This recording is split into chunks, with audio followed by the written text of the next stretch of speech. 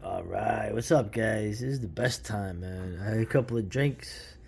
I gotta be up in the morning to go to work, and I got a room Morgue. Now this is the January February issue, but I actually got this in this like the last couple of days in December. So, but yeah, it's January, all right. It's the dud month, right? No, everything finally that Christmas stuff is over. New Year's is over, and now we got the month. Right? Yeah, and man, it's freaking cold out, man. It's Arctic, so it's proper fitting. So, room walk here, and I saw an evening with Clive Barker. Believe it or not, Clive Barker. Yeah, he's still alive. He's still alive, although he's hurting, man. I seen him. He's confined to a wheelchair. Obviously, he has a lot of health issues because of yeah, whatever, man. Certain things, certain lifestyle, right? But it did. I will not ever take away from at least in the '80s, anyway. So his horror stuff, and I would argue that you know what he even mentions it, right? Really, he isn't really a horror guy. He's a dark fantasy guy. Dare I say? In some ways, he's probably more close to Clark Ashton Smith. And I always bring Clark Ashton Smith up because he really, you could argue that he was probably the best writer out of all the Weird Tales guys. And his style. I always believe Anne Rice must have read some Clark Ashton Smith, but Clive Barker must have been familiar with him as well. Maybe not, I could be wrong, but you know what? Even if I'm wrong, I still will say he was because I'm getting sick of where's your facts? Where's your sources? I don't give a shit anymore about that. So I go by instinct. I go by you especially with this stuff. I mean, it's not like we're talking about you know science or anything.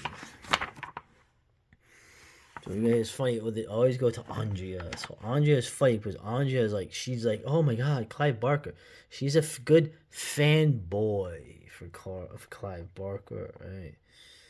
Clive fucking Barker, the dark art icon living up in Beverly Hills. I can't believe 90210. That's his zip code. I'm a acolyte, a total fucking simp. Andrea, you're a simp. You simping out. You're a woman. You're not you're not supposed. Anyway, please. Oh, what is gender? Well, yeah. So we get past this stuff. We go right to Clive Barker here, and like I said, I'm apparently Andrea actually went to interview him in his mansion in Beverly Hills. Like I said, Clive Barker is a dark fantasy author. I'm not a huge fan of. I haven't really read anything he's done in the last Jesus, and pretty much the stuff I've read from him is from the '80s, right? Books of Blood, the underrated the stuff he did for comics, Fly in My Eye, Taboo. I think he did something for Taboo. Of course, Tapping the Vein, right? A lot of his stuff. I will give him credit in terms of horror comics in that '80s style, right? He definitely had a hand in that, and that was very interesting. And of course, the thing with Clive is he is probably more. I mean, he's a writer, but he was obviously he was a filmmaker. You could argue. Uh, I never saw his old Super 8 films. A theater director, but also a writer and artist, right? Like just like another great British person, Wyndham Lewis. Right? And of course, he's very different from Wyndham. And this is interesting. Looking at his paintings, right? You have something here, and it's cool. He actually has the what is these things? These are like the kind of frames that you see in a museum, right? These really ornamental frames. And apparently he works, in all medium. So look at the interview here. So of course, Andrea is like a fangirl, of course, like a Tumblr girl to here. Oh, yeah, I personally love to read about alien lovers. or monsters coupling with humans. Okay, what I would argue is it voluntary or not? Right? Is it complicated to pitch movie ideas when the story includes, say, gay love? So, and there he is. It's funny. Clive looks kind of nerdy. There's a Doug Bradley. I'm not gonna lie. I thought Doug Bradley was, like Clive. Right? Apparently, he's not. Doug lives in Pittsburgh right now, in Monroeville, just outside of Pittsburgh, but it's pretty much Pittsburgh. It's kind of funny. He married a woman he met at one of the conventions they have out there. So he lives in the Dawn of the Dead town. It's kind of interesting. So, but enough the side thing. I think it's kind of funny. He talks about in the hills and the cities. I remember I was like, oh, I remember reading that story. It's a great story though. Okay, the thing with Clive, like his horror, and like other guys, Ramsey Campbell's another guy, or even Stephen King, like in terms of short stories, very like these weird, surreal stories where it's like the horror is not in the gothic. The horror is very much in the modern, already decaying urban landscape. Okay. And of course the gay lovers. I remember that. I was like, ew. It was when I read it. It doesn't save them, right? And I give Barker credit for that. Of course, none of this, and they weren't saved by anything, were they? In fact, he's not saved, although he has lived a long time, right? I like Stephen King. We talked about it. I say no for a collaboration with King, right? Because we don't like each other. Whoa. And I remember too. I remember as a kid. I remember when I was a young teenager reading this stuff, right? And I said to my mom, because my mother read a lot, I said, wow, Stephen King says Clive Barker is better than him, right? He's better than me now. And my mother was like, oh, they just say that stuff. She was right. So, although David Cronenberg, my great Cronenberg, of course. Remember, he acted in Nightbreed. He was Dr. Decker. Midian, man, that's probably, I would say, the best thing Clive ever did was that. And in terms of film, Candyman, which is loosely based on one of his stories. But anyway, there he is. Of course, there he is. A very normal-looking man, of course. Right? He looks like hell now. But, I mean, Jesus, he's 70. He's in his 70s. He's lucky he's still alive. I'm being kind of frank because I've had a couple of drinks. I like this, and of course we're going to a very, very dark period, particularly here in America. Yeah, I'm sure. Yeah, really.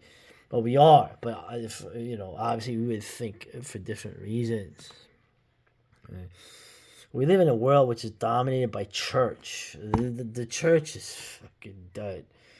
So I'm not. I don't mourn it. I don't mourn it, but at the same time, it's not a good thing. We live in a world which is dominated by church. In America right now, the evangelical vote has essentially repressed the rights of women to control their own bodies.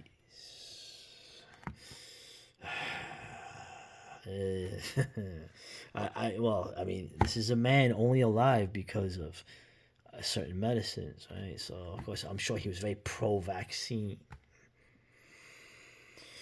It's just cruel to the women. It's cruel to the children to be born with pregnancies. But you know what? I'm not gonna jump on him here. I'm gonna go in this last one here. This is gonna be probably more than one vid. Yeah. And what he writes here, I'm not gonna say I totally agree with it or not. That's irrelevant. It is an interesting view he has. He's an intelligent, and I would dare say, more than dare say, he's a talented man. Okay. I only like his 80s stuff, so call me a jerk. But you have written so much about the extremes of human experience. Do you have any beliefs regarding death and what it may bring afterwards? That's a good question from Andrea. There is no death. There's a condition of ourselves that says that the body we reside in is not going to be around for long. And life is very long. You're talking to a man who embalms people. You're talking to a man who's done autopsies. I know what death looks like. I know what it smells like. all that stuff. But the person isn't there, right? The person's moved on. Consciousness, the game God plays with us. It's not a reality. It's not a grim reality. It means we are erased the moment we stop breathing. The scientist who's honest, careful, son, will say he doesn't even know where consciousness exists within the body. We can't point to any part of the brain and say that's where Clive lives. That's where whoever that is lives. There is no place. Isn't a place. Might as well say it exists in our hearts or our dicks or little fingers. This is all a massive mystery. Well, I definitely agree with that. It is a mystery. So, science is. The older I get, I realize science is. The less it knows less than anything. So, of course, in the brain, they don't understand the brain. So, going here, and Clive has some poetry. It's actually a pretty cool thing. He made a poet. He made a poem for, of course, Tony Todd, man. Candyman. That's a friggin' movie. That, along with Jacob's Ladder, like that's what I'm talking about. The kind of horror in the modern day, in the middle of a city, where it builds up, and it's just like yeah. Rest in peace, man. So. Yeah, so I'll go. I'm not gonna go too long. You know what? I'll do a part 2.